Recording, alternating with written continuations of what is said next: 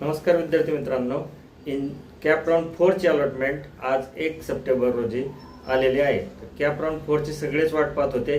हा cap round मधील सर्वात शेवटचा राऊंड जो की आज अलॉटमेंटच्या स्वरूपात संपलेला आहे. आता उद्यापासून याचं रिपोर्टिंग चालू आहे. 2 ते 4 तारखेपर्यंत, 2 सप्टेंबर ते 4 सप्टेंबर पर्यंत ह्याची अलॉटमेंट होईल. अलॉटमेंटमध्ये मुलं आपले ॲडमिशन कन्फर्म करतील.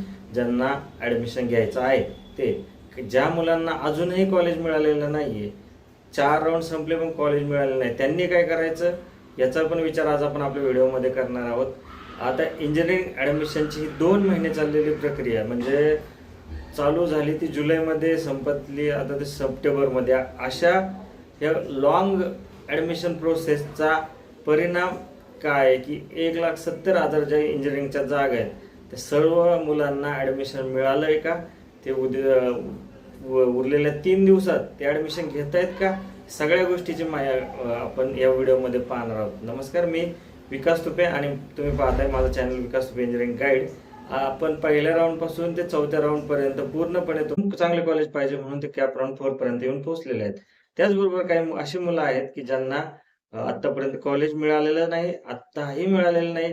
अशा 2 प्रकारच्या मुलांसाठीचा कॅप राऊंड 4 ची परिस्थिती आतापर्यंत आपण पाहत आलेलो आहोत. पण आता सध्या आपल्याला काय पाहायचं की कॅप राऊंड 4 नंतर अलॉटमेंट झाल्यानंतर आपल्याला पुढची पावलं कशी उचलायची आहेत. कारण की महत्वाची गोष्ट काय आहे, आत्ता ॲडमिशन मिळणार का नाही मिळणार, ह्याच्यापेक्षा कोणाला ॲडमिशन मिळणार आहे, किती मुलं ॲडमिशन घेणार आहेत आणि किती मुलांना इथून पुढचा इंजिनिअरिंगचा टप्पा पार करण्यासाठी वेळ मिळणार आहे. तर कॅप राऊंडच्या पुढच्या गोष्टी बाबतीत आपण आता विचार करूया. जर आता पहिल्या प्रश्नाकडे आपण बोलूया की सगळ्यांना ऍडमिशन मिळणार आहे किंवा मिळणार नाही. या प्रश्नाकडे सगळ्यात पहिल्यांदा आपण बघूया. गेल्या वर्षीचा विचार करता 2024-25चं जे ऍडमिशन होतं त्यावेळेस 30,000 जागा या शिल्लक राहिल्या होत्या. रजिस्ट्रेशन खूप झाले होते, म्हणजे ज्या सीट आहेत त्याच्यापेक्षाही रजिस्ट्रेशन जास्त झाले, तरीही 30,000 मुलांनी ऍडमिशन घेतले नव्हते. 30,000 जागा रिकाम्या राहिल्या होत्या. मग ह्याचा विचार केला तर आत्ताची परिस्थिती, जरी कॅप राऊंड 4 म्हणजे 4 कॅप राऊंड झाल्यानंतर जी परिस्थिती सेमच ती परिस्थिती आहे. फक्त यावेळेस लेंथ वाढलेली आहे आपल्या या कॅप राऊंडच्या प्रोसेसची. आता सध्या परिस्थिती काय आहे, आता 2 प्रकारचे विद्यार्थी आपल्या समोर दिसतात. ज्यांना अलॉटमेंट आहे, ज्यांनी बेटरमेंट करून एखादं कॉलेज हातात ठेवलं होतं, आणि दुसरे ज्यांना कोणतंच कॉलेज मिळालं नाही, ते आता spot round, institute level seats याच्यासाठी प्रयत्न करतायत. किंवा ह्या 4थ्या राऊंड नंतर किती सीट रिकाम्या राहतात याच्यावर त्यांचं भवितव्य ठरणार आहे. तर बऱ्याचशा गोष्टीवर ते डिपेंडेंट आहे. पण ज्यांना आता ऍडमिशन मिळाले त्यांच्यासाठी तर मार्ग खूप सोपा झालेला आहे की तुम्हाला एक कॉलेज मिळालेलं आहे, तिथे जा, ऍडमिशन फिक्स करा. आपले जे काही डॉक्युमेंट्स, आपल्या ज्या वस्तू तुम्हाला तिथे रिक्वायर्ड आहेत ते घ्या आणि आपलं ऍडमिशन फिक्स करून आपल्या इंजिनिअरिंगच्या प्रवासाला सुरुवात करा. पण मुलं, माझ्या मागचा व्हिडिओ होता त्याचप्रमाणे, मुलं आता सध्या कन्फ्युजन आहे मध्ये, की त्यांना नक्की समजत नाही ऍडमिशन घेतलंच पाहिजे का, नंतर स्पॉट राऊंड साठी थांबलं पाहिजे का, इन्स्टिट्यूट लेवल राऊंड ला अजून चांगलं कॉलेज मिळतं का, असे बरेचसे क्वेश्चन मुलांच्या मनामध्ये असतात. त्याच्यामुळे ते काय करतात, ऍडमिशन घेण्याची घाई करत नाही आणि परिणामी आता पण 4थ्या राऊंड नंतर सीट रिकाम्या राहतात. ते इंजिनिअरिंग ऍडमिशनच्या या प्रोसेसचा आतापर्यंत बरेच जण अभ्यास करतात. गेल्या कितीतरी वर्षाच्या अनुभवावरून काही गोष्टी सांगितल्या जातात की ह्या सीट रिकाम्या राहण्याची कारण 2 असतात. की एक तर त्यांना त्यांच्या मनासारखं कॉलेज मिळत नाही. त्यांनी टार्गेट केलेले कॉलेज असतात, जे टॉपचे कॉलेज असतात, तिथे त्यांना त्यांच्या पर्सेंटाईलमुळे ऍडमिशन मिळू शकलं नाही. त्याचबरोबर जी ब्रांच हवी होती मुलांनी, मी आपल्या 2 महिन्याच्या प्रवासात आपण 2 गोष्टी लक्षात ठेवल्या की मुलांना एक तर कम्प्युटर ब्रांच पाहिजे किंवा टेक ब्रांच पाहिजे. टेक ब्रांच म्हणजे जे ENTC ब्रांच आहे, AIDS ब्रांच आहे, ह्या ब्रांच मधली कोणती ब्रांच मिळाली मुलं समाधानी होतात. अजूनही या सगळ्या 2 महिन्याच्या प्रवासामध्ये मला आणखीन एक गोष्ट कळाली की मुलांना प्रश्न काय पडतात की हे कॉलेज बेटर आहे, ह्या कॉलेजची ही ब्रांच बेटर आहे, की त्या कॉलेजची दुसऱ्या कॉलेजची बेटर.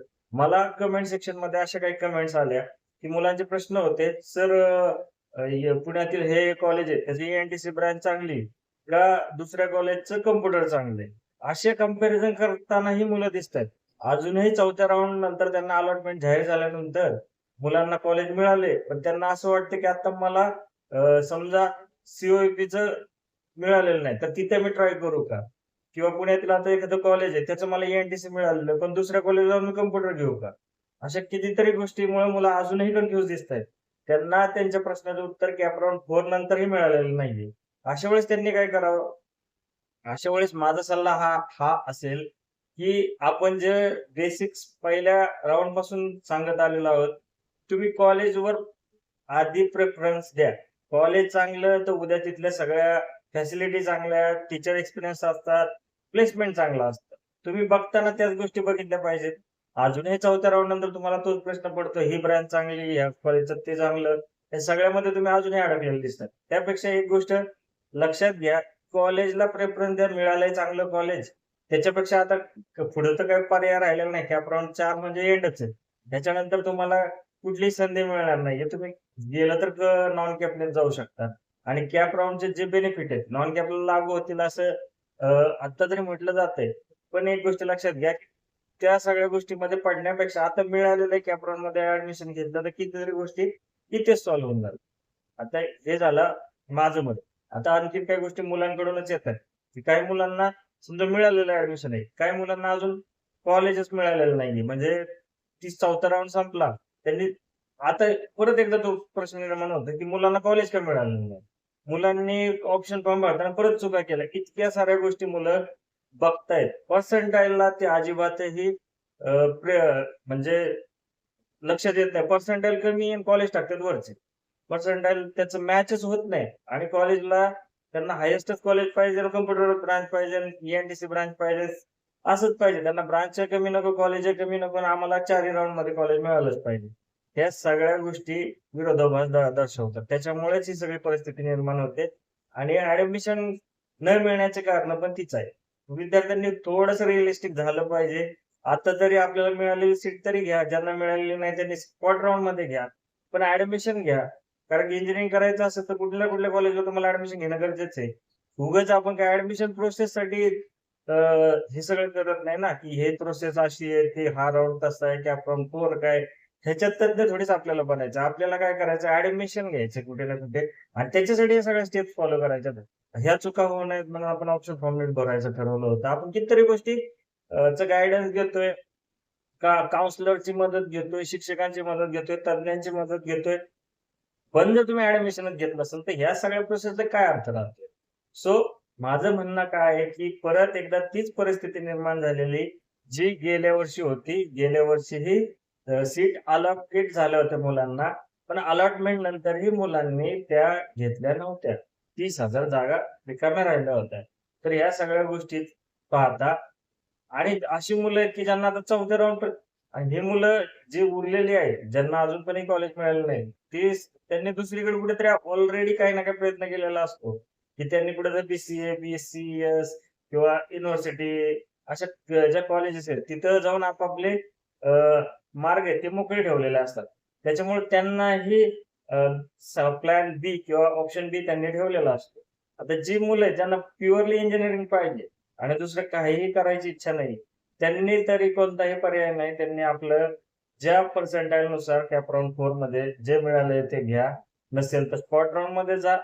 पण तुम्हाला दुसरा पर्याय नाही, एवढंच मी सांगू शकतो. आता ही झाली आतापर्यंतच्या अलॉटमेंट बद्दलची आपली गोष्ट. आता आपण बघूया, आता आपल्या एम-एस-सी-आय-टीच्या साईटवर इन्स्टिट्यूट वाईज पण अलॉटमेंट आलेले आहे. बऱ्यापैकी सगळ्या कॉलेजला जे टॉपचे कॉलेज आहेत, त्याच्यामध्ये जागा सगळे विद्यार्थी अलॉट दिसतात. त्याचबरोबर आता तरी मुलांना त्यांच्या मनासारखं कॉलेज मिळालं असेल अशी एक अपेक्षा आहे. तुम्हाला हे सीईटीच्या साईटवर गेल्यानंतर आता बऱ्याच मुलांचा प्रश्न असा आहे, की व्हॅकंट सीट कधी दिसतील? त्याच्यानंतर आम्हाला स्पॉट राउंडसाठी कधी अप्लाय करता येतील? त्याच्यानंतर स्पॉट राउंड कसा असतो? हे बऱ्याच साऱ्या गोष्टी आहेत.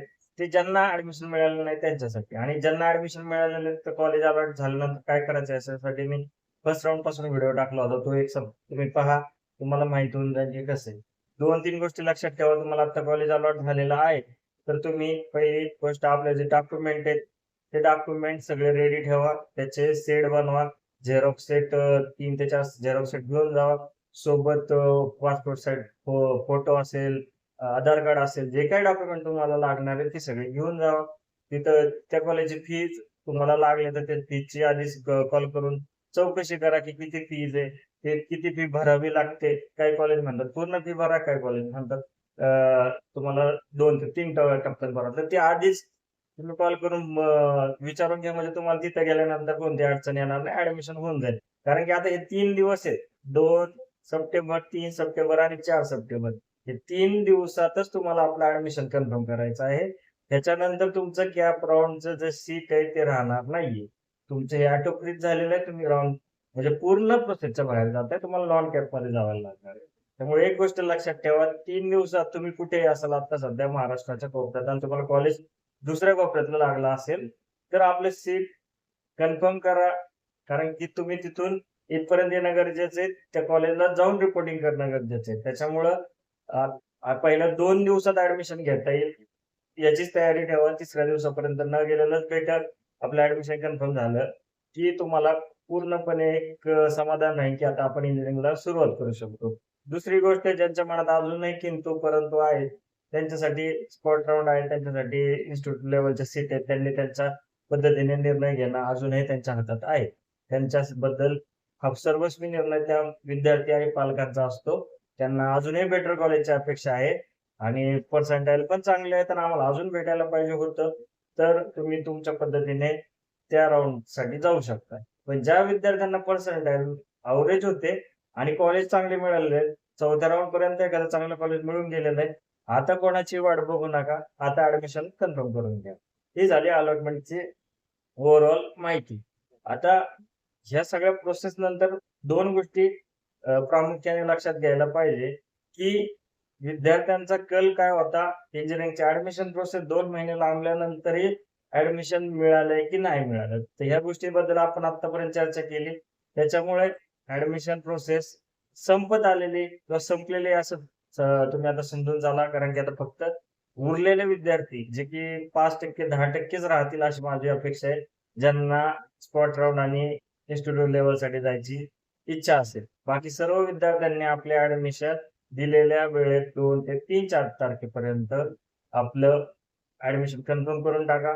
त्याचबरोबर काही अडचण येत असेल तर आपल्या शिक्षकांना आपल्या जे काउन्सिलर आहेत त्यांची मदत घेऊन आपलं ऍडमिशन कन्फर्म करून टाका.